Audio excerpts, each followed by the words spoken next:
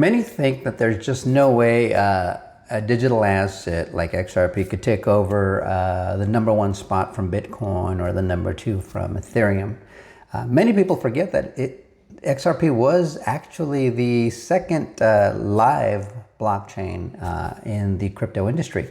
But I would argue it was probably the first one to be created, because if you recall, I've mentioned before that the patent for XRP, the digital ledger technology patent, was filed in 1988 by David Schwartz, who happens to be the CTO of Ripple.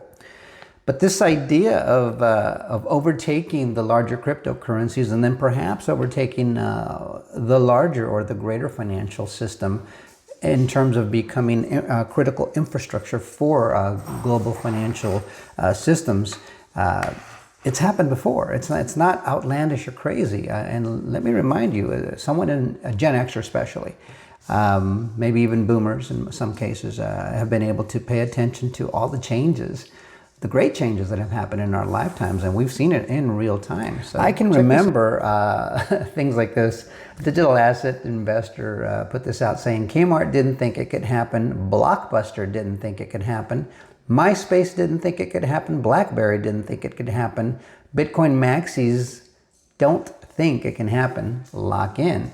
And down here it says why XRP.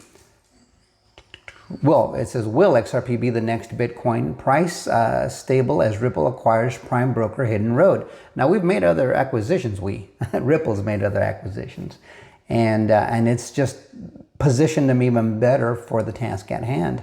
We've got custody companies like Standard Custody and Metaco that we took over. Now it's just Ripple Custody. And this custody is being offered to institutions, not you and me, to institutions, the banks, the financial institutions. They got Hidden Road over here, which is a prime broker, a pretty big deal. They clear nearly $3 trillion in transactions annually, and now they're going to be doing a large portion of it through RLUSD on the XRP ledger. And they also just acquired Rail, which should help them with stablecoin payments and their RLUSD product. So there's a lot going on, and it can happen. We've seen it. We have seen it in our lifetimes. And so just another thing to keep in mind. Here's an article that I found. It says, gosh, when was this? This was way back in 92? Was it? Yeah, something like that. It says, can tiny Walmart survive against the big guys? I mean, reading this headline and looking and thinking back, that's what they were thinking back then. They were thinking about things like the internet as well. There's just no way that people will start buying things on the internet. And I've told a story before where I bought a third of the first house I ever built back in 2003, late 2003. I built a home. It was about 3,800 square feet. And I was the builder. I was the contractor, the GC. It was me. A couple of reasons caused that, and man, this phone's a little crooked. Sorry about that, guys. But a couple of things led to that. I actually had hired somebody, but they passed away literally the day before we were going to start construction. So I had to become my own GC. As it turned out, saved me a lot of money because I didn't realize how much of a margin they had put on every little thing that was going to be included on that house. Getting rid of those margins allowed me to get a much nicer house for a much lower price.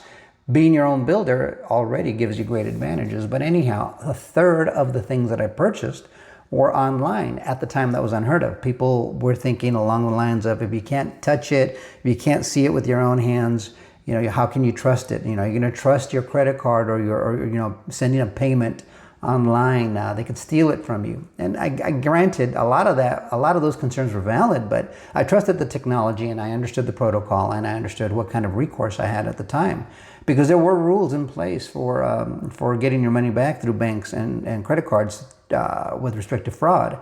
And that's what we're waiting for in the legislation, right? The Clarity Act. There's a few other things that are coming in that are going to give consumers more confidence in investing in these products and utilizing these products to create yield, to acquire and tokenize real-world assets, homes, art, commodities, tokenized securities, those kinds of things. So the technology is coming, and it's coming at us really quickly, and they can and will be predominant in our lives within 5 to 10 years. It's just, we're going to be alive. I'm only 56. By the time I turn 66, that's just going to be a way of life. So I chose to take advantage of this and understand the technology early because I've been around. I've seen the iPhone take over the BlackBerry. I was here for it. I was here for the internet taking over from just, going to a store. The internet was created different ways for us to be able to communicate with each other.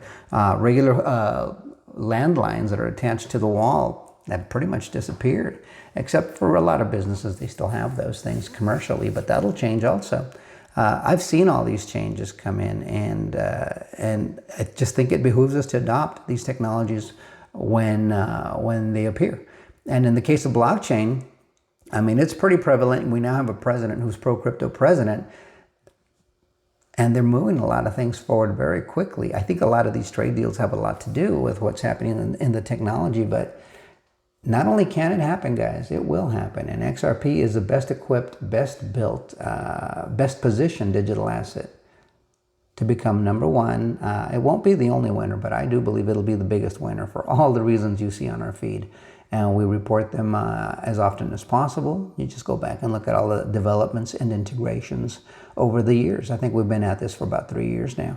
And it's been consistently headed in just one direction, mass adoption, with Ripple and XRP being central to the new global financial system. Let me know what you think in the comments. Like, share, subscribe, and bookmark. We will see you guys on the next one. Till next time. Adios, amigos.